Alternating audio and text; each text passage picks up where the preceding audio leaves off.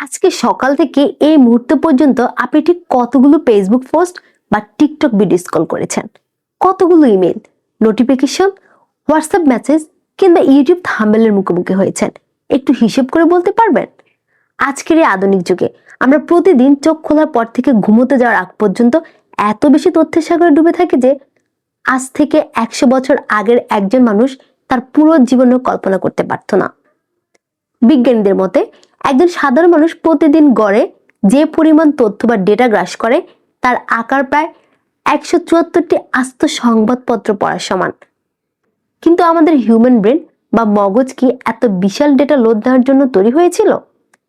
Neuroscience বা স্নায়ুবিজ্ঞান বলছে না, আমাদের মস্তিষ্ক আজ থেকে হাজার হাজার বছর আগের আদিম যুগের মতোই রয়ে গেছে, যা দিনে মাত্র অল্প কয়েকটি গুরুত্বপূর্ণ সিদ্ধান্ত নেওয়ার জন্য ডিজাইন করা হয়েছিল।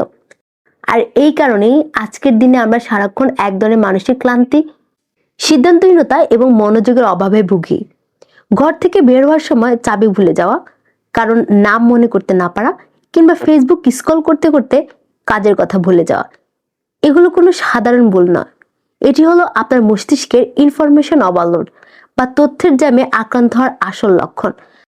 আসলে এই তথ্যের মহাসমুদ্রে সাঁতার কেটে কিভাবে আমরা আমাদের ফোকাস ঠিক রাখবো এবং সফল হব, ঠিক এই জটিল ডাটার সমাধান দিতে ম্যাকগিল ইউনিভার্সিটির বিখ্যাত স্নায়ুবিজ্ঞানী ড্যানিয়েল লেভিটিন তার যুগান্তকারী বই the organized mind, thinking straight in the age of information overload আমাদের মস্তিষ্কের ভেতরে বিজ্ঞানকে একদম সহজ করে বুঝিয়েছেন।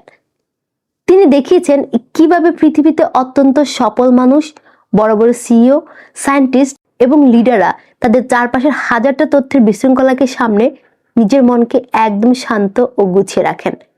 তিনি আমাদের এমন কিছু বৈজ্ঞানিক ট্রিক শিখিয়েছেন যা ব্যবহার করলে আপনার ব্রেনের উপর থেকে সমস্ত মানসিক চাপ নেমে যাবে এবং আপনি যে কোনো পরিস্থিতিতে একদম সঠিক সিদ্ধান্ত নিতে পারবেন। আজ আমরা এই মাঝামাঝি বা মিডিয়াম ফরম্যাটের অডিও বুকে কোনো গল্প স্কিপ না করে একদম গভীরে গিয়ে বুঝবো কিভাবে নিজের মনকে সুসংগঠিত বা অর্গানাইজড করা যায়। তাই একটি সেকেন্ড স্কিপ না করে শেষ পর্যন্ত গভীর মনোযোগ দিয়ে শুনতে থাকুন। ড্যানিয়েল লেভিটিন বইয়ের শুরুতে আমাদেরকে একটা কঠিন সত্য মনে করে দিয়েছেন। আমাদের মগজ কিন্তু কোনো ইনফরমেশন স্টোর করে রাখার হার্ড ডিস্ক বা পেন ড্রাইভ নয়। আমাদের মগজের মূল কাজ হলো নতুন কিছু চিন্তা করা, নতুন আইডিয়া তৈরি করা এবং যে কোনো জটিল সমস্যার সমাধান করা। কিন্তু আমরা প্রতিদিন ঠিক তার উল্টোটা করি। আমরা আমাদের মগজকে বাজারের বিভিন্ন আইটেম মনে রাখা, কার সাথে কখন দেখা করতে হবে সে শিডিউল মনে রাখা, কিংবা বিভিন্ন অ্যাকাউন্টের পাসওয়ার্ড মনে রাখা, এসব হাজারটা ছোট ছোট তথ্য দিয়ে জ্যাম করে রাখে। যখনই আপনি আপনার মগজকে কোনো কিছু মনে রাখার জন্য অতিরিক্ত জোর করবেন, আপনার ব্রেন এক ধরনের ব্যাকগ্রাউন্ড এনার্জি বা অতিরিক্ত অনবরত খরচ করা শুরু করবে।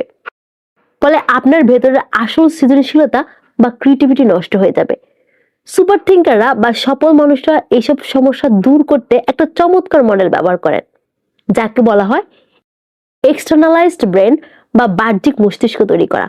এর মূল কথা হলো আপনার মাথায় যখন কোনো কাজ, আইডিয়া বা চিন্তার উদয় হবে, 1 সেকেন্ডে দেরি না করে সেটাকে মগজ থেকে বের করে খাতা কলমে বা ফোনের কোনো নির্ভরযোগ্য নোটে লিখে ফেলুন। লেখক এখানে প্রোডাক্টিভিটি বিশেষজ্ঞদের একটা চমৎকার মেথড উল্লেখ করেছেন। যখনই আপনার মনে আসবে কাল সকালে আপনাকে কারেন্ট বিল দিতে হবে বা ওই কাস্টমারকে একটা ইমেল করতে হবে, সাথে সাথে সেটা ডায়েরিতে লিখে ফেলুন। যখন আপনি কোনো জিনিস স্থায়ীভাবে লিখে ফেলবেন, আপনার অবচেতন মন তখন একদম শান্ত হয়ে যায়।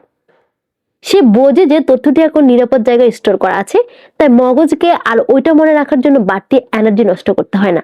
একে বলে মগজের বোঝা নামানো।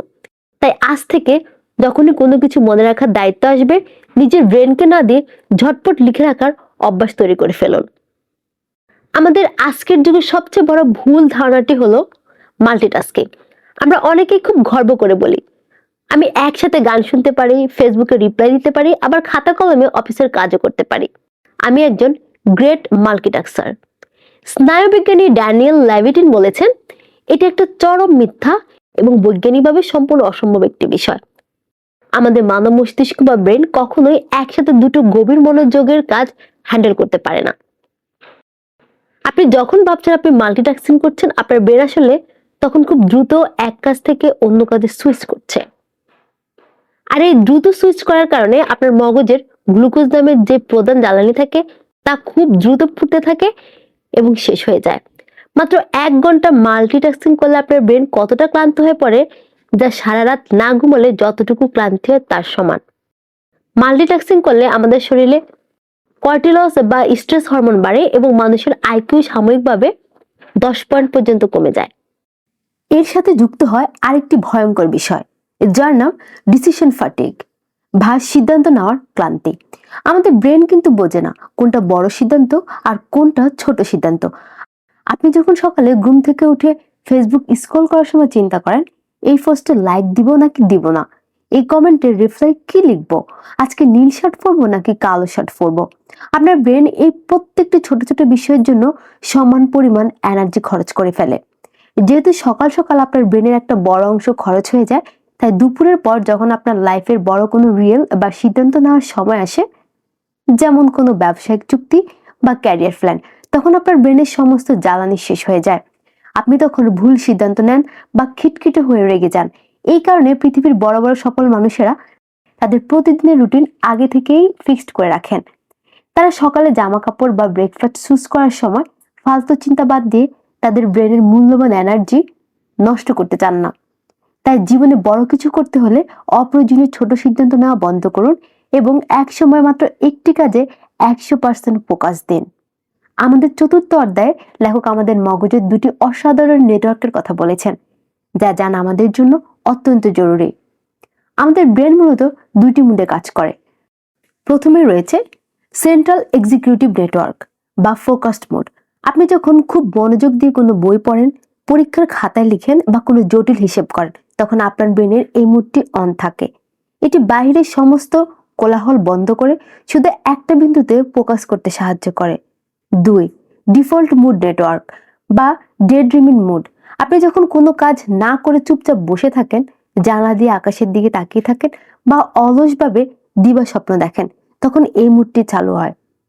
আমরা সাধারণ মানুষেরা ভাবি চুপচাপ বসে থাকা বা দিবা স্বপ্ন দেখা মানে সময়ের অপচয়, কিন্তু নিউরোসায়েন্স বলছে মানুষের জীবনে সবচেয়ে বড় বড় এবং ক্রিয়েটিভ আইডিয়াগুলো আসে যখন ব্রেনে ডিফল্ট মুডে থাকে।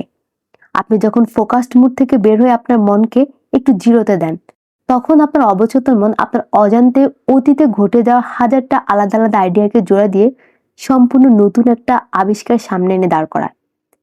বিজ্ঞানী নিউটন যখন আপেল গাছের নিচে চুপচাপ অলস বসেছিলেন, ঠিক তখন ওনার মাথায় মহাকাশের আইডিয়া এসেছিল। আজকের যুগে আমাদের সবচেয়ে বড় সমস্যা হচ্ছে আমরা আমাদের ব্রেনকে 1 সেকেন্ডের জন্য অলস বা শান্ত থাকতে দেই না। যখন আমরা একটু একা বসি বা ফ্রি টাইম পাই, আমরা পকেট থেকে স্মার্টফোন বের করে স্ক্রল করা শুরু করে দিই। ফলে আমাদের ব্রেন কখনো ডিফল্ট মুডে যাওয়ার সুযোগই পায় না। এই কারণে আমাদের সমাজ থেকে দিন দিন সত্যিকারের মৌলিক ও সৃজনশীল আইডিয়াগুলো হারিয়ে যাচ্ছে। তাই প্রতিদিন অত্যন্ত 30 মিনিট ফোন এবং ইন্টারনেট থেকে দূরে গিয়ে একদম চুপচাপ একা বসুন, নিজের মনকে সচল হতে দিন। বন্ধুরা, ড্যানিয়েল লেভিটিনের অসাধারণ মাস্টারপিস দ্য অর্গানাইজড মাইন্ড বইয়ের মূল গাইডলাইনগুলো আজ এখানে শেষ হলো। এই বই আমাদের শিখিয়েছে যে তথ্যের এই মহাসমুদ্রে হারিয়ে না গিয়ে যদি আমরা সফল হতে চাই, তবে আমাদের মগজের বোঝা নামাতে হবে, মাল্টিটাস্কিং নামক ফাঁদ থেকে দূরে থাকতে হবে এবং প্রতিদিন নিজের মনকে একটু শান্ত বা অর্গানাইজড করার সুযোগ দিতে হবে। আজ থেকে আপনার চিন্তা ভাবনাগুলো ডায়েরিতে লেখা শুরু করুন এবং এক সময় একটি নির্দিষ্ট কাজে ফোকাস করুন। এমন সব জীবন বদলে দেওয়া এবং দারুণ সব বৈজ্ঞানিক ও মনস্তান্ত্রিক বইয়ের অডিও বুক নিয়মিত শুনতে এখনই আমাদের চ্যানেল ফারহানা ইয়াসমিন ওয়ার্ল্ডকে সাবস্ক্রাইব করে রাখুন। কমেন্ট করে জানান আজকের এই অডিও বুকটি আপনার লাইফস্টাইল বদলে দিতে কতটা সাহায্য করলো। আর মাইক্রোফোনের ওপাশ থেকে আমি ফারহানা ইয়াসমিন আজকের মতো এখানেই বিদায় নিচ্ছি। সবাই ভালো থাকুন, সুস্থ থাকুন, ফারহানা ইয়াসমিন ওয়ার্ল্ডের সাথেই থাকুন। ধন্যবাদ।